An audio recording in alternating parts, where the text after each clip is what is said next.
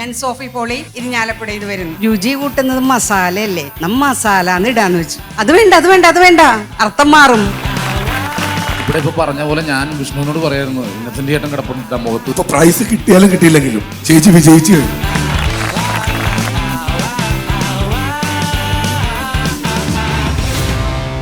Synaplay and Center Square Mall presents Kerala Comedy Combat, brought to you by Hamster Air Conditioners. Redefining quality. Grooming partner Tony and Guy. Radio partner Club FM 94.3. Fashion partner R&B. Cinema partner Cinepolis. And food partner Hotbox. സൈനപ്ലേയും Centre Square മോളും ചേർന്ന് അവതരിപ്പിക്കുന്ന കേരളത്തിലെ ആദ്യ live standup comedy challenge ആണ് Kerala Comedy Combat. Actress Mamta Mohandas ആയിരുന്നു ഇതേ Centre Square മാളിൽ വെച്ചിട്ട് ഈ ഒരു കേരള കോമഡി കോമ്പാറ്റിന്റെ ടൈറ്റിൽ അൺവീൽ ചെയ്തിട്ടുണ്ടായിരുന്നത്. അതിനുശേഷം കേരളത്തിലുടനീളം നടന്ന ഓഡിഷൻസിലും ഈ സെന്റർ സ്ക്വയർ മാളിൽ വെച്ചിട്ട് നടന്ന ഓപ്പൺ മൈക്ക് ഓഡിഷൻ, കോളേജസിൽ നടന്ന ഓഡിഷൻ, ഇതിനെല്ലാം ശേഷം അവിടെ നിന്ന് എൻട്രീസ് നേടി ഇവിടെ ഈ കേരള കോമഡി കോമ്പാറ്റിന്റെ വേദിയിലെത്തി മത്സരിച്ച് അവരിൽ നിന്ന് തിരഞ്ഞെടുക്കപ്പെട്ട ഒരു 6 പേര് ഇനി വീണ്ടും ഇതേ വേദിയിൽ മത്സരിക്കാൻ പോവുകയാണ്. On Kerala Comedy Combat Finale Super 6.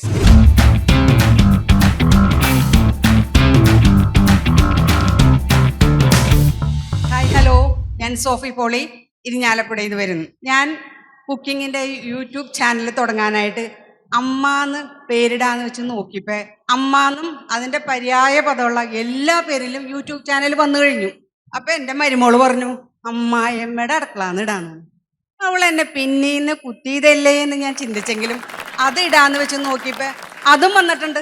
അപ്പം ഞാൻ വിചാരിച്ചു, ഈ കറികൾക്കൊക്കെ രുചി കൂട്ടുന്നത് മസാലയല്ലേ, മസാല ഇടാന്ന് വെച്ചു. അപ്പം എൻ്റെ മോന് ഓടി വന്നിട്ട് പറഞ്ഞു, അത് വേണ്ട അർത്ഥം മാറും. അപ്പം പിന്നെ ഇനി എന്ത് ചെയ്യും? ആരും സഞ്ചരിക്കാത്ത വഴികളിലൂടെ ഞാൻ സഞ്ചരിച്ചു. 60+ എന്നിട്ടു. ഇനിയിപ്പോൾ അതുമേ കയറി ആരും പിടിക്കില്ലല്ലോ, വയസ്സല്ലേ, അത് പറയാൻ എല്ലാവർക്കും ഇത്തിരി മടി ഉണ്ടാവും. എന്നാലും ഞാൻ എൻ്റെ ആദ്യമായിട്ട് കറി മസാലകളെ കുറിച്ച് അതിൽ പറയാമെന്ന് വെച്ച് നോക്കിയപ്പോൾ നമുക്ക് ഇത്തിരി മസാലകളുണ്ടല്ലേ. നമ്മുടെ വീട്ടിലൊക്കെ നമ്മൾ സാധാരണ ഉണ്ടാക്കുന്ന മസാല തന്നെ എല്ലാ കറികളിലും ഇടുള്ളൂ. ഇപ്പം നമുക്ക് ഇപ്പം എല്ലാവരും ഫാഷനാണ്. ബീഫ് മസാല, ചിക്കൻ മസാല, ഗരം മസാല, ചാറ്റ് മസാല, ഇങ്ങനെ കുറേ മസാലകളുണ്ട്. എല്ലാം ഒന്ന് തന്നെയാണ്, ഞങ്ങളൊക്കെ ഉണ്ടാക്കിയിരുന്ന അതേ മസാല തന്നെയാണ്. എന്നിട്ട് ഏതെങ്കിലും ഒന്ന് അതിൽ നാട്ടിൽ കിട്ടാത്തൊരു സാധനം അതിന് ഇട്ടിട്ട് പറയും, അത് ഓപ്ഷണലാണേ, അതില്ലെങ്കിലും കറിക്ക് രുചി ഉണ്ടാകും എന്നൊരു പറച്ചിലും. അങ്ങനെ ഞാൻ ഈ ചാട്ട് മസാല അന്യ സംസ്ഥാനത്തു നിന്ന് വന്നതാണെന്ന് എനിക്ക് തോന്നണേ. അത് ഞങ്ങൾക്ക് അറിയില്ല. ഞാൻ അതെൻ്റെ ഇൻഗ്രീഡിയൻസ് ഒക്കെ യൂട്യൂബിൽ നോക്കിക്കൊണ്ടിരിക്കും. എൻ്റെ ഹസ്ബൻഡ് വന്നിട്ട് ചോദിച്ചു, നിനക്ക് ചാറ്റ് മസാല എന്താണെന്ന് ഇതുവരെ പിടികിട്ടിയില്ലേ? ഇല്ല, ഞാൻ പറഞ്ഞുതരാടി. അതെ, ഈ ഫേസ്ബുക്കിലും വാട്സപ്പിലും ചെറുപ്പക്കാർ അങ്ങോട്ടും ഇങ്ങോട്ടും ചാറ്റ് എന്താടി ചാറ്റ് മസാല. ആഹാ, അത് നല്ല കാര്യമാണല്ലോ. അപ്പൊ ഗരം മസാല എന്തായിരിക്കും? ഇവര് ചാറ്റ് ചെയ്ത് ഒളിച്ചോടുകൂടി അതാണ് ഗരം മസാല. അപ്പൊ ഞങ്ങളൊക്കെ സാധാരണ ഉണ്ടാക്കുന്ന മസാലയ്ക്ക് നിങ്ങൾ എന്താ കണ്ടുപിടിച്ചേണേ? അത് റിട്ടയർഡ് ആയിട്ട് ജീവിതം നയിക്കുന്നവര് ഒരു രസത്തിന് വേണ്ടി പഴയ കാമുകനോ ഒക്കെ അയക്കുന്ന ചെറിയ മെസ്സേജുകളാണ് നിങ്ങളൊക്കെ ഉണ്ടാക്കുന്ന ഈ സാധാ മസാല എന്ന് പറഞ്ഞാൽ അങ്ങനെ ഒരു കളിയാക്കല്. നിങ്ങൾ ഇത്രയും നേരം ഇരുന്ന് പേപ്പർ വായിച്ചിട്ട് ഇത്രയധികം അറിവുകൾ നിങ്ങൾക്ക് ലഭിച്ചല്ലോ, അതിൽ സന്തോഷം. ഇപ്പൊ നമ്മള് ശരാശരി എല്ലാവരും ഓരോരുത്തരെ പരിചയപ്പെടുത്തുന്ന ഇങ്ങനെയാണ്, നീ ഇയാളെ അറിയില്ലേ, റീൽസ് ചെയ്യണേ, ഇയാൾക്ക് ഇത്ര ലൈക്സ്, ഇത്ര കമന്റ്സ്, ഇത്ര ഫോളോവേഴ്സ്. ഈ ഫോളോവേഴ്സ് എന്ന് കേട്ടപ്പോ എനിക്ക് തോന്നി, പണ്ട് ഞങ്ങളുടെ നാട്ടില് ഒരു വിലാസിനി ചേച്ചി ഉണ്ടായിരുന്നു. ആർക്ക് കുറെ ഫോളോവേഴ്സ് ഉണ്ടെന്ന് പറഞ്ഞ ആൾക്കാർ ചിരിക്കാറുണ്ടായിരുന്നു. അന്നത്തെ ഈ ഫോളോവേഴ്സ് എന്നുള്ള സംസാരമായിരിക്കും ഭാവിയിൽ മാറി ഇങ്ങോട്ട് വന്നതെന്ന് എനിക്ക് തോന്നി. അതുപോലെ പണ്ടത്തെ കുറെ ഡയലോഗുകൾ മാറി വന്നതാണ്. ദേ പോയി കണ്ടില്ല എന്നുള്ളത് ദേ പോയി ദാ വന്നു എന്നുള്ളത്. നമുക്ക് മസാലയിലേക്ക് തിരിച്ചു വരാം. ഞാൻ എൻ്റെ കറി മസാലകളുമായി മുന്നോട്ട് പോകാൻ ഞങ്ങളുടെ നാട്ടില് ഒരു നല്ല കുക്ക് ഉണ്ടായിരുന്നു, മൈക്കിളേട്ടൻ നല്ല വീടുകളിലൊക്കെ പോയി കുക്ക് ചെയ്യുന്ന ആളായിരുന്നു. ആളുടെ അടുത്ത് നല്ല മസാലകൾ പഠിക്കാനായിട്ട് ഞാൻ ചെന്ന വഴി തന്നെ മൈക്കിളേട്ടൻ പറഞ്ഞു, അയ്യോ ഞാൻ ഇനി സദ്യകളൊന്നും ഏറ്റെടുക്കില്ല. അതെന്താ മൈക്കിളേട്ടാ? എനിക്ക് ഇന്നാളൊരു അബദ്ധം പറ്റി. അയ്യോ മൈക്കിളേട്ടന് അബദ്ധം പറ്റേ? മൈക്കിളേട്ടൻ പറഞ്ഞു, ഇപ്പൊ എല്ലാവർക്കും പഴമയിലേക്ക് പോകാ എന്നുള്ളൊരു പുതിയ ഫാഷനാ. അപ്പൊ അവർക്ക് പഴയ കാലത്തെ പോലെ വീട്ടിൽ സദ്യ ഒരുക്കണം. അതിനാണ് എന്നെ സമീപിച്ചത്. കാറ്ററിംഗുകാരൊക്കെ ഉണ്ടായിട്ടും എന്നെ സമീപിച്ചല്ലോ ഇന്ന് സന്തോഷത്തില് ജോലി ഒന്നും ഇരിക്കാതെ കാരണം ഞാൻ ചെന്ന് സഹായിച്ചു. അപ്പൊ എൻ്റെ കൂടെ ജോസഫും പൗലോസും ഉണ്ടായിരുന്നു. ഞാൻ അവിടെ ചെന്നപ്പോ അവര് നാട്ടുകാരും അയൽവക്കാരൊക്കെ ഒരുക്കിയൊക്കെ വെച്ചിട്ടുണ്ടായിരുന്നു. എടാ ജോസഫേ പൗലോസേ, നിങ്ങക്ക് ഇത്രയല്ലേ പണിയുള്ളൂ, ആ ഇറച്ചിയൊക്കെ ഒന്ന് വാരി കൊട്ടയിൽ വെച്ച് വെള്ളം മാറുന്നേയും എന്നെ വിളിച്ചോളൂ കേട്ടോ, ഞാനൊന്ന് അരമണിക്കൂർ കിടക്കട്ടെ. ഞാൻ അരമണിക്കൂർ കിടക്കാൻ പോയപ്പോ ഒരു ഗ്ലാസ് ചാരായി അടിച്ചിട്ട് കിടന്നു. ഞാൻ കിടന്ന വഴിക്ക് എന്നെ കാണാതെ അവര് രണ്ടുപേരും ആ ചാരായും ബാക്കി എടുത്ത് അടിച്ചു. അതില് പൗലോസ് കിറങ്ങി വീണു. ജോസഫ് ഇങ്ങനെ ആടി ആടി അവിടെ കാര്യങ്ങളൊക്കെ അന്വേഷിച്ച് നടന്നുന്നേ. ഞാനിതൊക്കെ പിന്നീടല്ലേ അറിയണേ. അരമണിക്കൂർ കഴിഞ്ഞപ്പോ അവൻ എന്നെ വിളിച്ചു, മൈക്കിളേട്ട അരമണിക്കൂറായി. എടാ ജോസഫേ, നിനക്കറിയാലോ, നീ ആ മസാലകളൊക്കെ പെരട്ടി അതിൽ വെക്കുന്നു പറഞ്ഞു. ശരി. അവിടെ കണ്ട ഒരു വലിയ ഉരുളിയില് ഇറച്ചി കൊണ്ടിട്ടു. അവിടെ അരിഞ്ഞു വെച്ച സബോള, പച്ചമുളക്, ഇഞ്ചി, വെളുത്തുള്ളി എല്ലാം കൊണ്ടിട്ടു. അവിടെ ഇരുന്ന മുളക് പൊടി, മല്ലിപ്പൊടി, മസാലപ്പൊടി, ഉപ്പിന്റെ പൊടി എല്ലാ പാക്കറ്റും ഇരുന്നു ആ ഉരുളിയിൽ കൊണ്ടിട്ടു. മൈക്കിളേട്ട, ഈ ഉരുളിന്റെ എന്തോ ഒരു ശബ്ദം കേൾക്കണ്ടിട്ട് ഒരു മൂളല്. എടാ അതൊരു വണ്ട് മൂളണതായിരിക്കും. ശരിയായിരിക്കും എന്ന് വിചാരിച്ചു. 2 ക്യാൻ വെളിച്ചെണ്ണ ഉണ്ടായതും കൊണ്ടൊഴിച്ചു. 5-6 കുപ്പി ചൊറുക്ക ഉണ്ടായതും കൊണ്ടൊഴിച്ചു. അതിന്റെ ഇടയിൽ 2 കുപ്പി ചാരായം ഉണ്ടായത് കൊണ്ടൊഴിച്ചു. ചട്ടകം എടുത്ത് ഇളക്കിപ്പോ ഈ ചട്ടകം കഷ്ണത്തും കിട്ടണില്ല. മൈക്കിളേട്ടാ, നമ്മുടെ അളവൊക്കെ തെറ്റിന്നാട്ടോ തോന്നണേ. ചട്ടകം ഒന്നും ഇതുമ്മ മുട്ടണില്ലാട്ടാ. അത് കേട്ടപ്പോ മൈക്കിളേട്ടന് വിഷമായി. മൈക്കിളേട്ടൻ ചാടി എന്നിട്ട് വന്നു നോക്കിയപ്പോ മൈക്കിളേട്ടൻ പറയാ, എൻ്റെ 2 കണ്ണും ബൾബ് പോലെ നിന്നേ. അപ്പൊ അവൻ ചോദിക്ക, എന്തു പറ്റിയ മൈക്കിളേട്ടാ? ഞാൻ, ജോസഫേ, നീ ഒന്ന് കണ്ണു തുറന്ന് നോക്കടാന്ന്.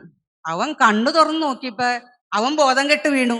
എന്ത് ചെയ്യാ, നമ്മുടെ ഇപ്പോഴത്തെ കിണറിന്റെ ഒക്കെ ഷേപ്പ് ഉരുളിയുടെ ഷേപ്പ് അല്ലേ, എന്ത് ചെയ്യാം. ആ മൂളത്തെ ശബ്ദം മോട്ടർ ഇട്ടതായിരുന്നു. എന്നോട് പ്രത്യേകം പറഞ്ഞു, ഏപ്രിൽ മാസമാണ്, കിണറ്റില് വെള്ളം കുറവാണ്, നിങ്ങൾ ശ്രദ്ധിക്കണം.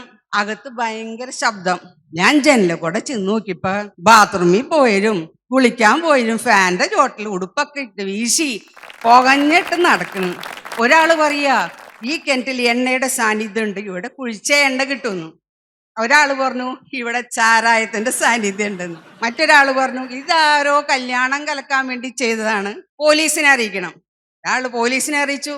പോലീസിനെ അറിയിച്ചാ പിന്നെ ഫയർഫോഴ്സിനെ എന്തായാലും അറിയിക്കണം. അങ്ങനെ അവര് രണ്ടുപേരും വന്നു. കിണറൊക്കെ വൃത്തിയാക്കി കൊടുത്താലും അതിലെ വെള്ളം കാണുമ്പോ പ്രത്യേകിച്ചും ബാത്റൂമിൽ പോയവർക്ക് ഒരു ഉൾഭയാണ്.